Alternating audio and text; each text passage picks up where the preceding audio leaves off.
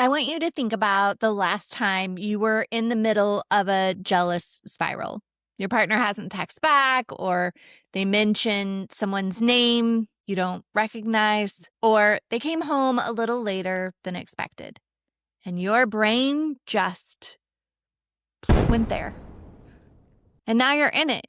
The spiral, the imagining, the constructing of the scenario that gets more detailed and more devastating the longer it goes. You're picturing things you don't want to picture. You're writing a story you don't want to write. And you can't stop. And it feels absolutely terrible. What if I told you that what you are experiencing right now in that spiral, in that imagining, is actually the worst part? What if the thing you are most afraid of happening would actually hurt less than what you're putting yourself through in your own head? I know it seems hard to believe, but there's real research behind it. And today we're going to dig into all of it. Welcome to Top Self, the podcast for people who are jealous and insecure in their relationship. I'm Shannon Bryant, and today's episode is about genuinely understanding why vague, unnamed fear is the most painful and destructive form of suffering, and what to do about it.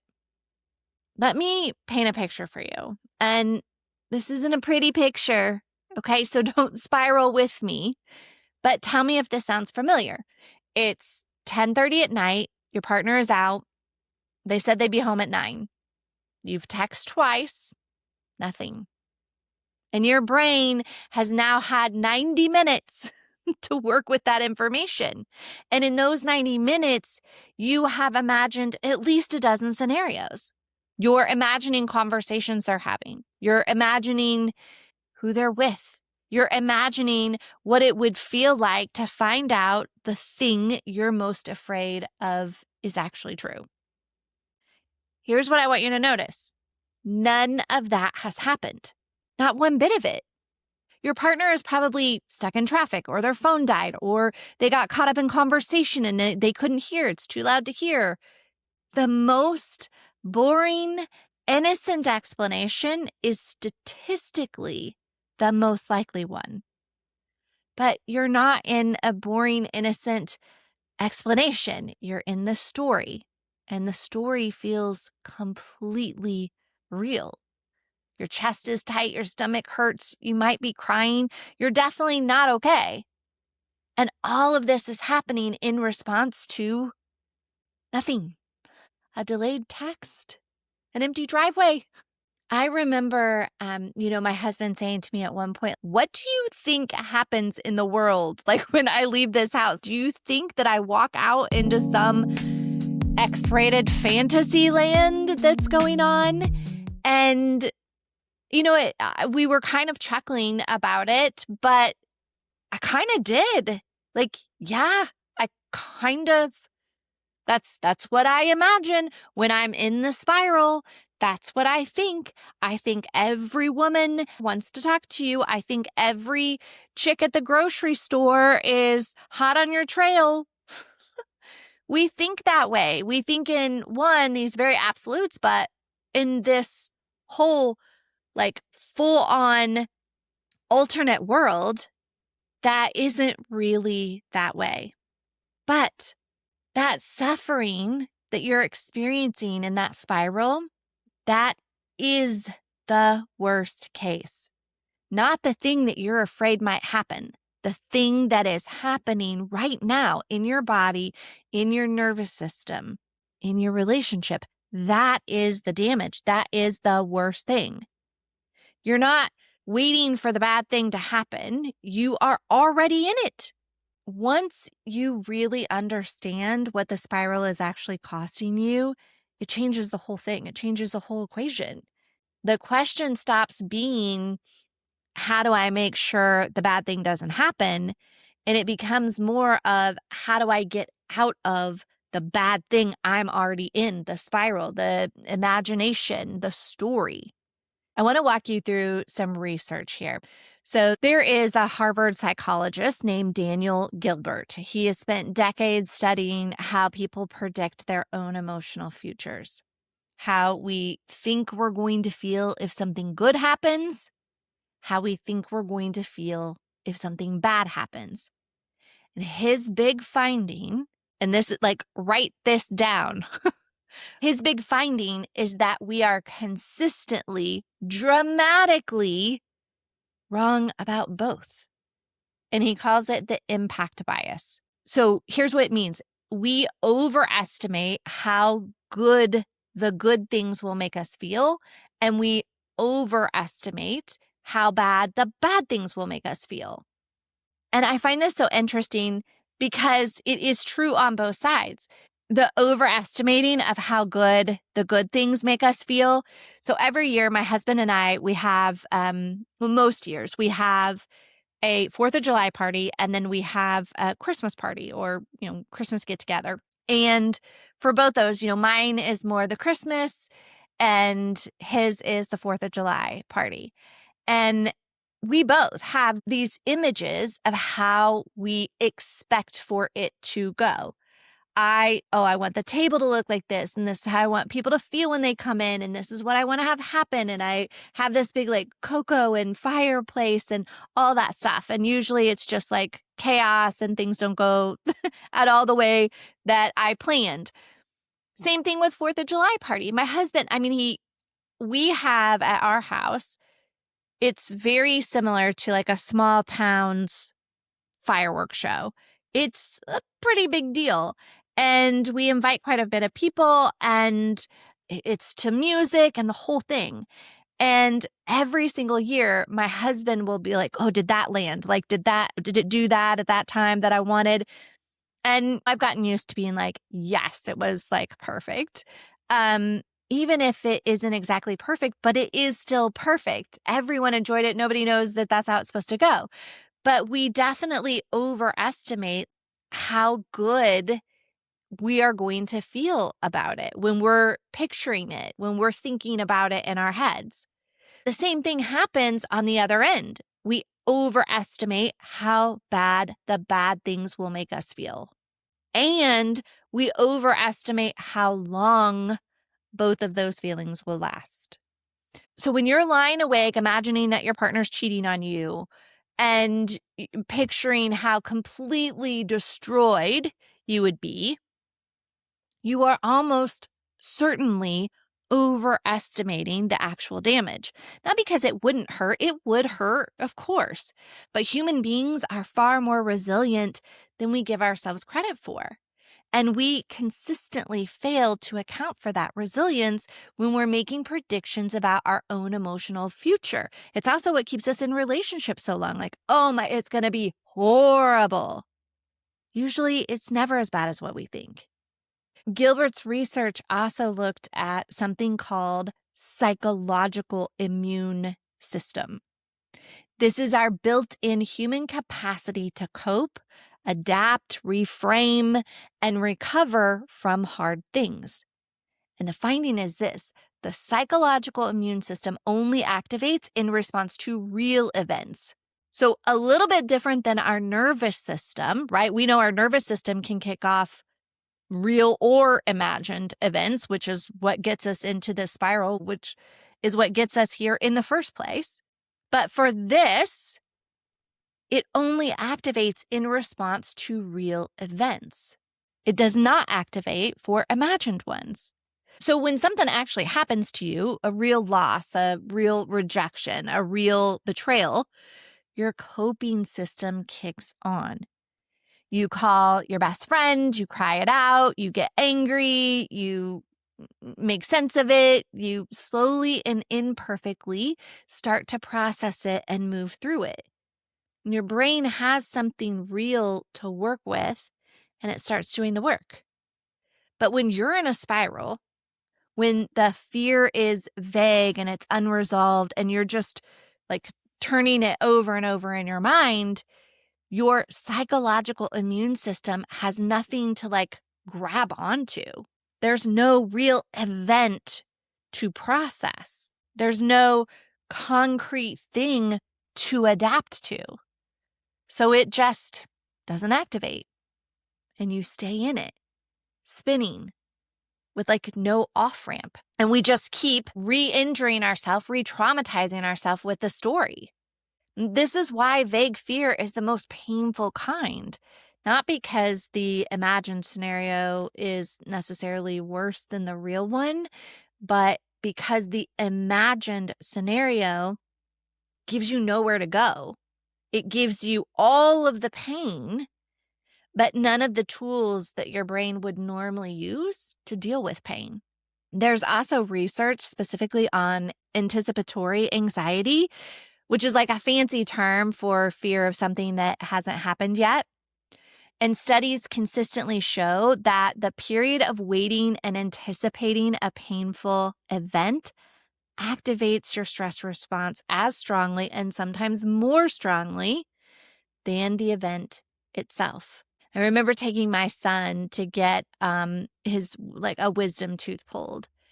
And oh my gosh, the lead up to it from the time he found out to walking out of the dentist's office or actually even having it done, even the process of it, that time frame was so much worse, so much more stressful than the actual event itself.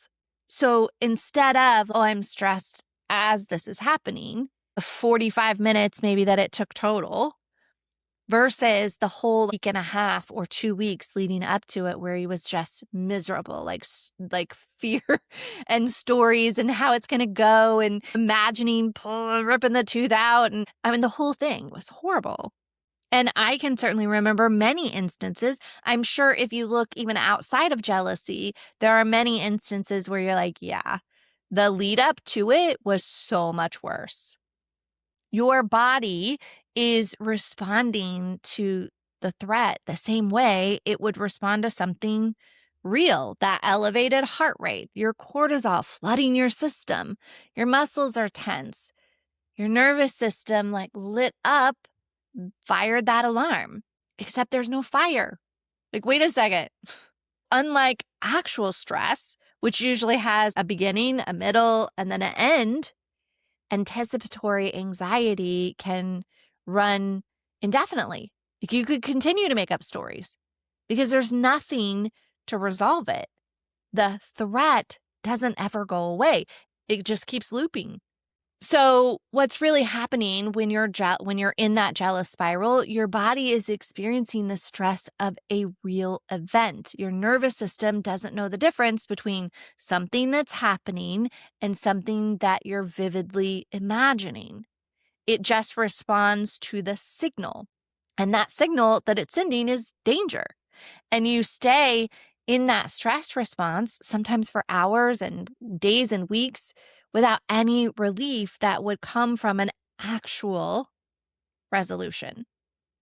The real cost is a physical cost, an emotional cost, a relationship cost, maybe. And none of it requires the thing that you're afraid of to actually happen. You are already living the worst case scenario. Every time you spiral, you're already there. So let's talk about why the vague fear is so much harder to deal with than the named specific fear. And this might be one of the most useful things that I can give you today. So think about the difference between these two experiences. Okay. Experience one, you feel a creeping, unspecified dread, like something is just wrong, something's off. You don't know exactly what. Your partner seems a little off. They've been on their phone a lot, a lot more than usual. You don't have anything concrete, but it's just the feeling. And that feeling is just there. It's hanging over everything. You can't confront it because there's nothing specific to confront. You can't examine it because it doesn't have edges. Like there's nothing. It's just this heavy cloud of bad. Now, experience two. You have a specific thought. I'm afraid my partner is attracted to their coworker. That's it. That's the fear. It has a shape now. It has words. It is a thing you can actually look at. So which one of those is easier to work with? The second one, every time. And there's neuroscience behind why. So there's a researcher at UCLA named Matthew Lieberman, I believe. He ran a series of studies where to like put people in brain scanners and showed images of faces expressing strong emotion like fear and anger, distress. And then he looked at what was happening in the brain when those people were asked to put a label on what they were seeing. Just name the emotion, right? And the person would be like, this person looks scared. This person looks angry. And what he found was that the simple act of labeling, like of putting words to an emotional experience, reduced activity in the amygdala, which is the part of your brain that sounds that alarm. And it increased activity in the prefrontal cortex. Remember, that is your like logical part of your brain, the part of your brain responsible for reasoning and perspective taking and making deliberate choices. So naming the feeling literally shifts brain activity from reactive to regulated. When you put language to what you're afraid of, you are actually changing what's happening in your brain. So here's why it matters so much for jealousy and insecurity specifically. The nature of jealousy is that it tends to stay vague. It feeds on ambiguity. It thrives in fog and like not knowing. Because in the fog, it can be anything. It can grow. It can become whatever your worst moment believes it to be. When you name it, when you pull it out of the fog and say, this is exactly what I am afraid of, you do a few things at once. First, you make it specific. And specific fears can be examined. They can be useful. They can be tested against evidence. They can be challenged.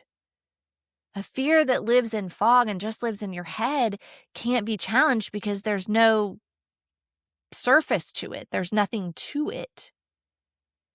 And second, you give your brain a task. So instead of just sounding the alarm indefinitely, your brain now has something to do with that information. It can evaluate it. Is there actual evidence for this?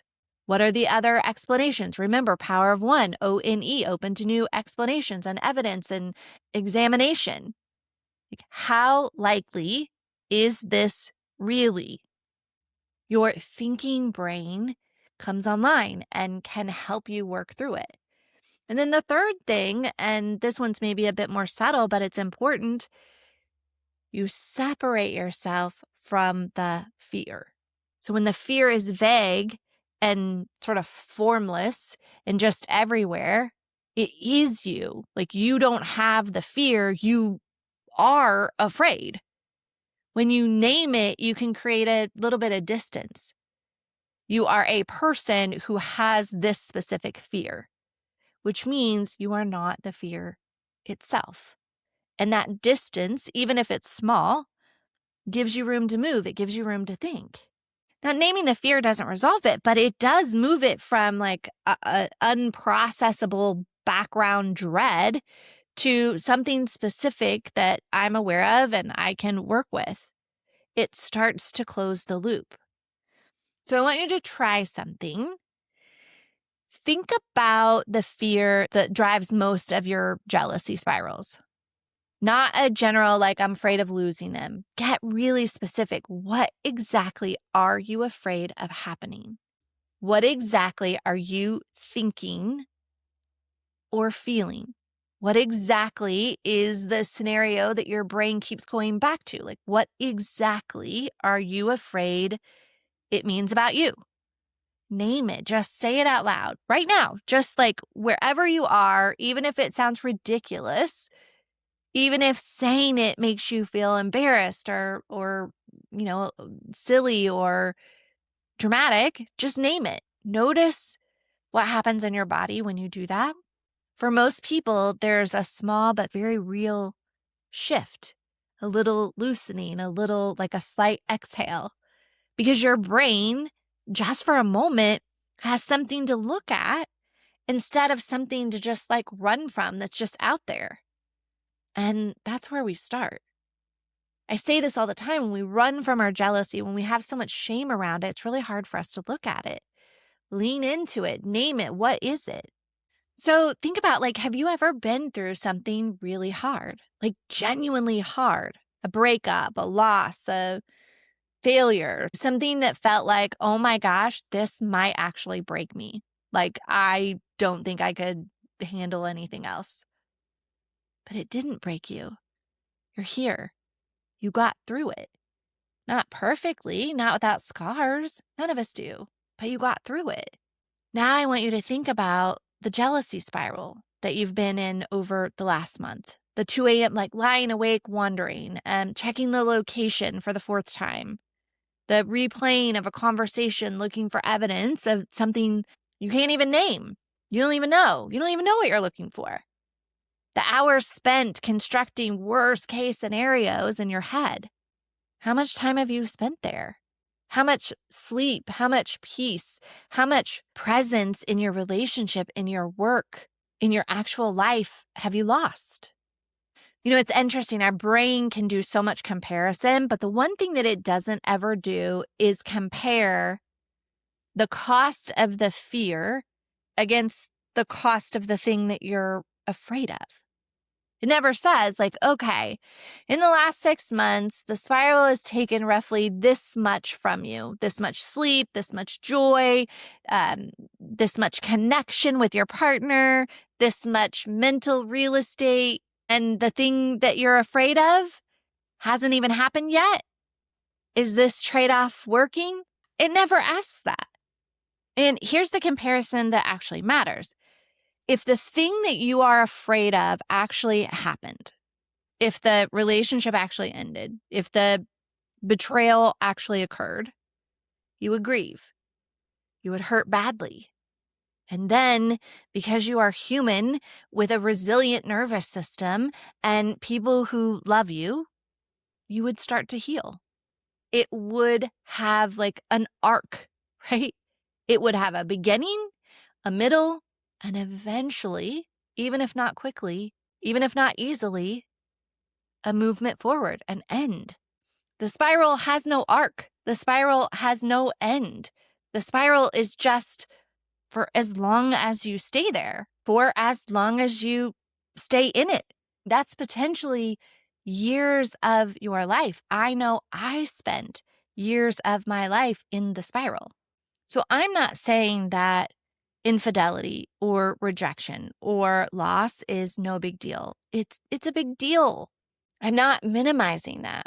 What I am saying is that the pain that you are generating in your own head in anticipation of something that may never happen is also real. It is also very significant. And unlike the pain of an actual event, it doesn't come with any growth or clarity or this forced resilience or worse, an eventual resolution. It's all the cost and none of the outcome.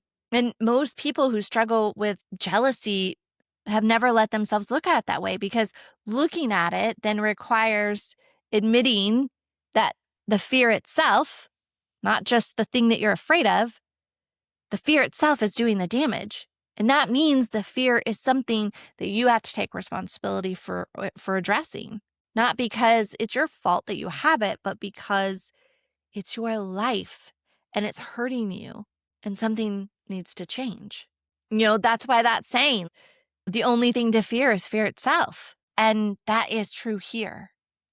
Like, yes, I get you're afraid of the thing, but that thing, the emotions, all the stuff that you would feel if that happened, first of all, it may never happen.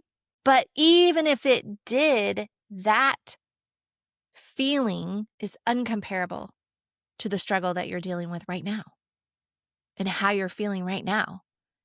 And again, I mean, think about the time that, maybe it was the relationship that you wanted the most. and maybe it wasn't your decision to end the relationship, or they did something that made you end the relationship, or whatever that scenario was, but you got through it. There might be times here and there where like, maybe I think about it, but you're not still in that feeling. You're not still grieving it and feeling sick at your stomach and having a racing heart. You went through it, but you are every day feeling anxious, every day getting worried, every day putting yourself through these habits and this mental pain every single day because of the thing that probably won't happen. It could happen, but it probably won't. Okay, so enough about the problem. Let's talk about what do we actually do. So the first thing is you're not trying to never feel fear. This is not the goal, and that's not achievable. I will always tell someone, don't ever expect, just because you listen to this podcast or you're a client, doesn't mean you're never going to feel jealous again. That is maybe not achievable. Fear is a normal human experience. It is a signal from the nervous system that learned at some point that love wasn't safe or connection wasn't safe. You're responding to old information with old tools. And the goal is not to eliminate the fear. The goal is to stop letting vague fear run unchecked, to develop the habit of pulling it out of the fog and giving it a shape. Because once it has a shape, now you have options. So here's a simple 3-step process I call the fog lift. You can call it whatever you want. And you can do this in the moment when the spiral starts. You can also do it after the fact, like as a way of processing what happened. Either way works. Step 1, stop and describe what triggered it. I always tell people, if you're going to have a trigger, let's at least learn from it, right? If I'm going to have a jealous meltdown, I better learn something from it. I better get some information. So describe what triggered it. Not like I got scared, but specific. What actually happened right before the spiral started? They didn't text me back for 3 hours. They laughed at something on their phone and didn't show me. They got a call and didn't tell me who it was, or a text and didn't tell me who it was. They mentioned a name I didn't recognize. But just the facts of the trigger, what you actually saw, what you think you actually saw, heard, or noticed. And this matters because it separates the trigger from the story. The trigger is a fact. The story is what your brain did with that fact. Like, this happened. And I would even argue sometimes the trigger actually isn't a fact. But for this case, we could say, okay, this thing happened, the trigger. And then the story is what your brain did with that information. And those are two very different things. Step 2, then, name the specific fear. We talked about this a little bit. Not the general dread, the specific thought. So you can use this, like fill in the blank. I am afraid that blank. And it has to be specific. Not, I'm afraid that something's wrong. But what is the specific thing? What are you specifically afraid is wrong? Not, I'm afraid of losing them. What specifically are you afraid they're thinking, doing, feeling? Make it specific enough that someone else could understand exactly what the fear is if you said it to them out loud. Like, I'm afraid my partner is losing interest in me and looking for a way out. I'm afraid they are attracted to their coworker and comparing me to her. I'm afraid this relationship is getting to the end the same way my last one did. It's named, it's specific, it's out now in the light. And step 3, ask this question, just one. What actual evidence do I have for this specific fear? Right now, today, what evidence do I have? Not feelings, not your interpretations, not past history from other relationships. What is the actual evidence in this relationship based on this partner's actual behavior that the specific fear that you just named is true? If the evidence is thin, it's most likely interpretation and projected rather than consistent observed behavior, like patterned behavior. You don't have to pretend the fear isn't there. You just have to name it. I have this fear and I don't have real evidence for it. This is probably the old stuff talking. And if there is real evidence, if there are actual patterns, actual behaviors, actual concrete things that are adding up to something, then the fog lift has done its job too, because now you have something real to address, not a cloud, but a specific nameable thing that you can bring to your partner or to a coach or to yourself honestly, but you have something specific. And the reason this works is exactly what the neuroscience tells us.